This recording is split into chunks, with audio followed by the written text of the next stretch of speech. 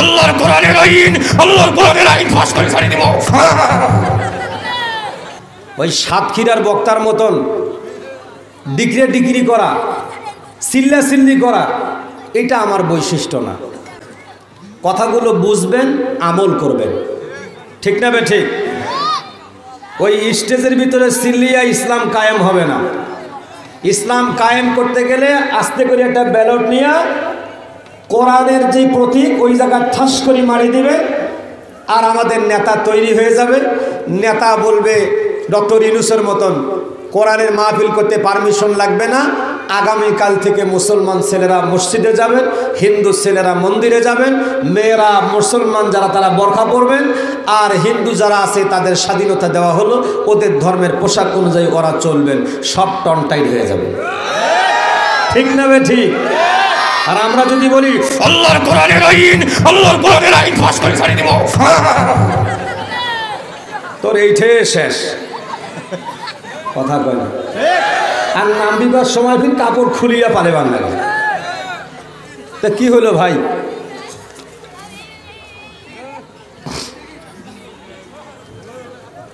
আর কোনো উপায় নাই, মহিলা প্যান্ডেলের জায়গা নাই। এখন আর নতুন করে জায়গা দেওয়ারও উপায় নাই। পিছনে যদি জায়গা থাকে একটা সাইড খালি করে দেন মায়েরা, ওই দিক দিয়ে মহিলারা এসে সামনে বসবে, ঠিক কি না? যদি আপনারা একটু চাপে বসেন তাহলে বসেন, আর যদি না বসেন তো জায়গা দেন, ওরা ভিতরে এসে মাঝখানে বসুক, সামনে বসুক। আর যদি চিল্লাচিল্লি করেন তো আল্লাহর ফয়সালা যা হয় হবে,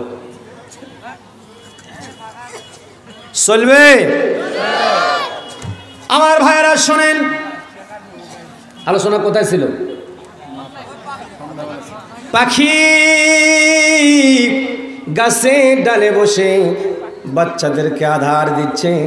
ইব্রাহিম পয়গাম্বর দেখলেন, স্ত্রী হাজরা আলাইহিস সালাম দেখলেন, দেখে বললেন, পয়গাম্বর একটু বলেন না আল্লাহ পাককে আমাদেরকে যেন একটা সন্তান দেয়।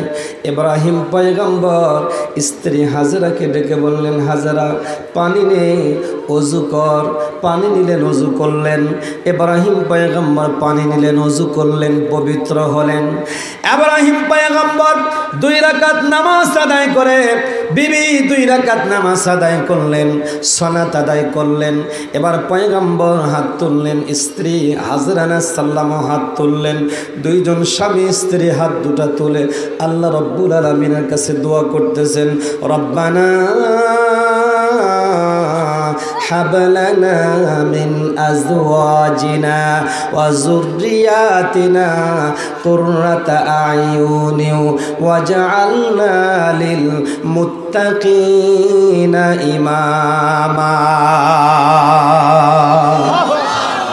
আল্লাহকে ডেকে বললেন, আল্লাহ আমাদেরকে নেক সন্তান দেন, চোখ জুড়ানো সন্তান দেন, আমাদেরকে মুসলিমদের মোমেনদের সন্তান নেতা বানায় দিয়ে দেন। এইভাবে ইব্রাহিম পয়গম্বর যখন দোয়া করলেন, 80 বৎসর বয়সে হযরতে হাজরা আলাইহিস সালামের গর্ভে সন্তান জন্ম হলো। তিনিও আল্লাহর পয়গম্বর ইসমাঈল আলাইহিস সালাম। জোরে কোন মারহাবা।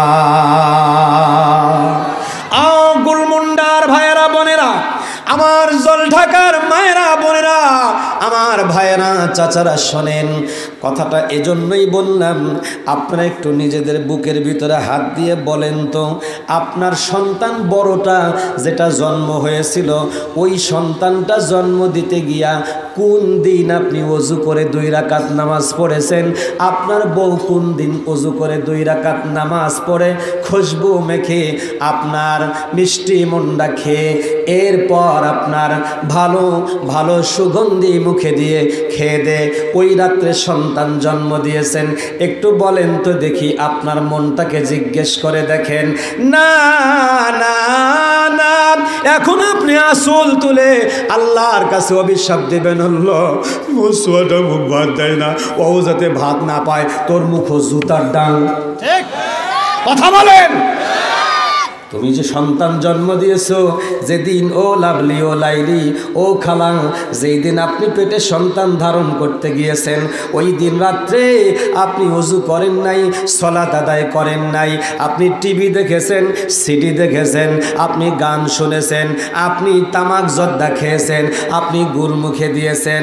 ও ভাই ও চাচা, আপনি গুলমুন্ডার বাজার থেকে আসার পথে, আপনার সাইপন বাজার থেকে আসার পথে আপনি পান মুখে দিয়েছেন, জর্দা মুখে দিয়েছেন, বিড়ি টানতে টানতে এসেছেন, আপনার মুখে ছিল গুল, যা কিছু বলেছেন তাও তো ভুল।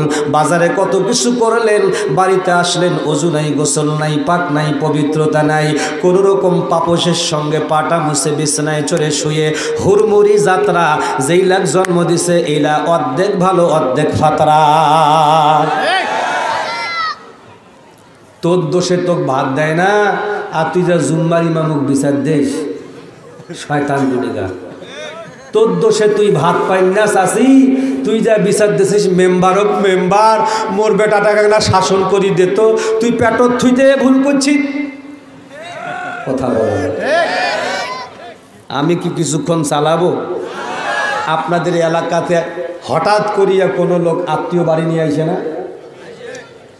বাড়ির মহিলাটা কয় না আনিবেন, তা আমাকে কোবান না কেনা, হঠাৎ করে লোক ধরি চলে যাচ্ছে। তো এই ব্যবসা মাঝে মাঝে লোক নিয়ে আইসে।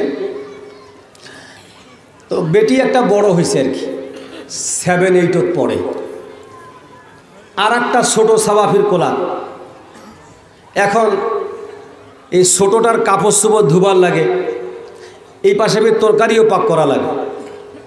তো মরিচ, আদা, রসুন, পেঁয়াজ, আলু, বেগুন এগুলা কাটি কুটিয়া এই মহিলা রেডি করিয়া চুলাত দিছে। কি করেন, চুলা বলেন না, চুলাত দিছে দিয়া এখন ওই বড় বেটি যেটা ক্লাস 8 পড়ে, ওর কাছে মাই তুই না চুলা খান জ্বালা, মুই ছোট ছোয়াটার কাপড় চোপড় ধুইয়া নাড়ি দিয়ে আইসো।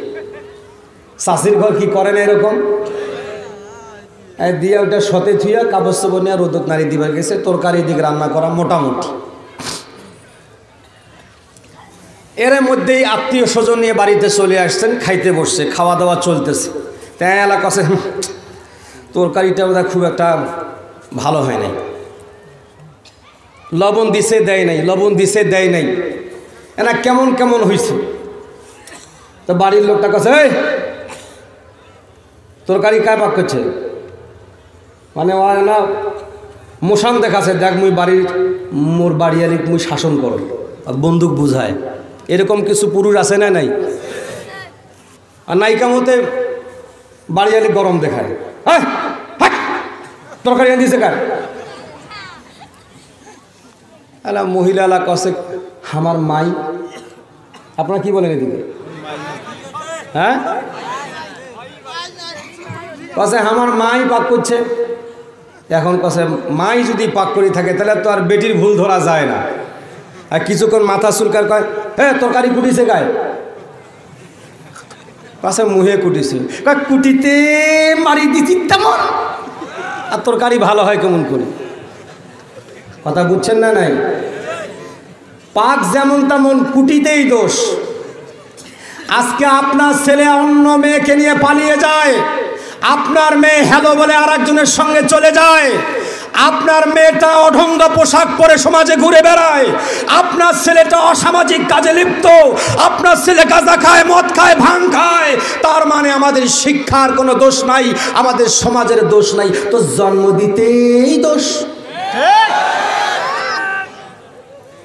শফিকুল ভাই আমার আগামী বছর আনেন না,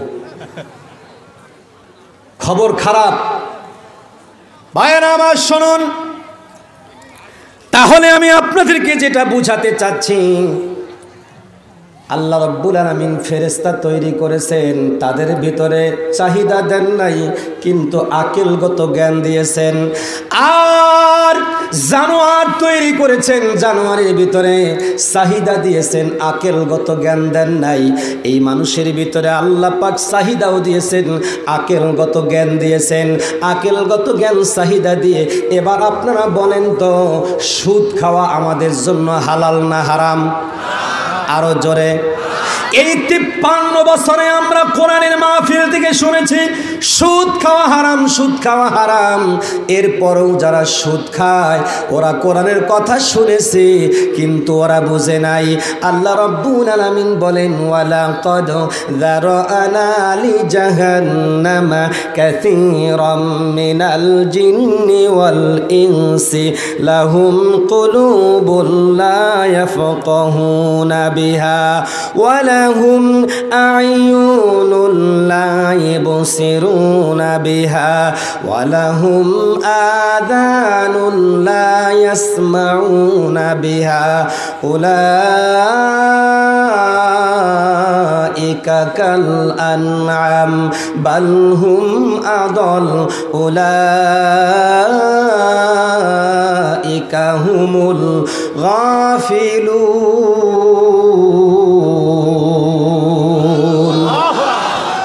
আল্লাহ বলেন আমি অধিকাংশ জিন এবং ইনসানকে তৈরি করেছি যারা জাহান্নামে যাবে জাহান্নামের জন্য। এরা কারা? আল্লাহ বললেন লাহুম কুলুবুন, তাদের অন্তঃকরণ আছে, লা ইয়াফকাহুনা বিহা, এই অন্তর দিয়ে ওরা বোঝে না। এ যুবক, এ যুবতী, বিয়ের পরে তোমার শাশুড়িকে খাওয়াতে হবে এটা তুমি বুঝো, তোমার অন্তর জানে। তুমি যেদিন শাশুড়ি হবে তোমার বৌমা তোমারে খেতে না দিলে তোমার কষ্ট হবে, এইটা তুমি সেদিন বুঝবে। আজকে না বুঝে তোমার শাশুড়িকে খেতে দিলে না, বুঝেও তুমি বুঝলা না। যুবক, তোমার বাবাকে চিকিৎসা করতে হবে, খেতে দিতে হবে, বাসস্থান দিতে হবে, অসুস্থ হলে চিকিৎসা করতে হবে। যুবক, তুমি বুঝেও বুঝলা না। ও যুবক, সুদ খাওয়া যাবে না, বুঝেও বুঝলা না। ঘুষ খাওয়া যাবে না, বুঝেও বুঝলা না। হারাম উপার্জন করা যাবে না, অন্যায়ভাবে বিচার সালিশ করে মানুষের কাছ থেকে টাকা নেওয়া যাবে না। ও হাজী সাহেব, হজ করে এসেছেন, অন্যের জমিটা একটা করে দখল করা যাবে না। আল কাটতে গিয়া আপনি ধনী মানুষ, আপনার মজুরিকে, আপনার দিন মজুরকে বলেছেন একটু চাপাইয়া কাঠ কেটেছে, শক্তিতে আপনার সাথে পারা যায় না, মালিকের কাছে বিচারে দিয়ে দেয়। ও হাজি, নিজের জমি বাদ দিয়া অন্যের জমি দখল করা যাবে না। ও মেম্বার, ও চেয়ারম্যান, নিজের ভোটটাই তুমি নাও, অন্যের ভোটটা চুরি করে নিও না। এটা বুঝেও যারা বুঝে না, আল্লাহ বলেছেন উলাইকা কাল আনআম, এটা চতুষ্পদ জানোয়ার, বালহুম আদল, বরং তার চেয়েও বেশি খারাপ। ঠিক কিনা ভাইরা আমার, আমার মায়েরা, আমার বোনেরা, আজকের স্বামী স্ত্রীর ভিতরে বিচ্ছেদ ঘটার পিছনে যে কারণগুলো আমি আপনাদের সামনে তুলে ধরতে চাই। একজন স্ত্রী তিনটা বাচ্চার মা, 4টা বাচ্চার মা হওয়ার পর স্বামী ডিভোর্স করে দিয়া অন্য পুরুষের সঙ্গে চলে যায়, এর পিছনে কারণটা কি? স্বামী পর মহিলার সাথে কথা বলে, প্রেম প্রীতি করে, নিজের স্ত্রীর তার আপনত্ব কথাগুলো বোঝার চেষ্টা করে না। তিনি মা ছেড়ে এসেছেন, বাবা ছেড়ে এসেছেন, ভাই ছেড়ে এসেছেন, বোন ছেড়ে এসেছেন, সব কিছু ছেড়ে শত শত মাইল পাড়ি আপনার বাড়িতে এসে আপনার সঙ্গে রাত্রি যাপন করে সংসার করে, আপনাকে রান্না করে খাওয়ায়, আপনার গোসলের পানি দেয়, আপনার পোশাকের ব্যবস্থা করে দেয়, আপনার অসুস্থ হলে আপনার সেবা যত্ন করে। ও পুরুষ, তুমি ওই মেয়েটার আপনত্বটা বুঝলা না, তার ভিতরের ব্যথা বেদনাটা বুঝলা না। একজন আর একজন কাকে না বোঝা, স্ত্রী হিসাবে স্বামীর কষ্টগুলো না বোঝা, এই ভুল বুঝাবুঝির কারণে আমাদের ভিতরে সংসার বিচ্ছেদ ঘটে যায়। কথা বলেন ঠিক না বেঠিক? আর যদি আমরা একে অপরকে বুঝতে পারি, একে অপরের কষ্টকে বুঝতে পারি, তাকে আপন করে নিতে চাই, তাহলে কোনোদিন স্বামীর সংসার ভেঙে টুকরো টুকরো হবে না। আজকে যারা স্বামীর সংসার ভেঙে চলে যায়, সন্তানদের দুঃখ কষ্ট বোঝে না, আল্লাহ বলেছেন উলাইকা কাল আনআম বাল হুম আদল, এরা চতুষ্পদ জানোয়ার, বরং তার চাইতে নিকৃষ্ট।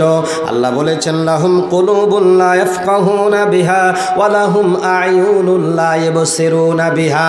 আমি আল্লাহ চোখ দিলাম, আমার দেওয়া চোখ দিয়ে ওরা দেখে না। আমি টাকা দেখি, পয়সা দেখি, স্ত্রী অর্জন করতে যায় সুন্দরী মেয়ে দেখি, বৌমা বানাতে গিয়া সুন্দরী মেয়ে খুঁজি, জমি কিনতে গেলে কাগজ খুঁজি, ব্যবসা করতে গিয়া ভালো মন্দ মাল যাচাই করে। ও বন্ধুরে, চোখটা দিল আল্লাহ, আল্লাহ পাকের কোরআন খুলে মুসলমান দেখলো না, পড়তে পারে না। কোরআন সামনে দিলে বলে আমি পড়তে জানি না। আল্লাহ বলেন তুমি চতুষ্পদ জানোয়ার, জানোয়ার কোনোদিন আল্লাহর কোরআন পড়ে না, ঠিক কিনা?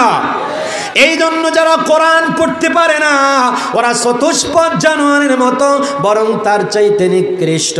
বন্ধুরে আমার, ওয়ালাহুম আযানুল্লাহ ইয়াসমাউনা বিহা, আল্লাহ পাক কান দিয়েছে, এই কান দিয়ে যারা শুনেও শুনে না।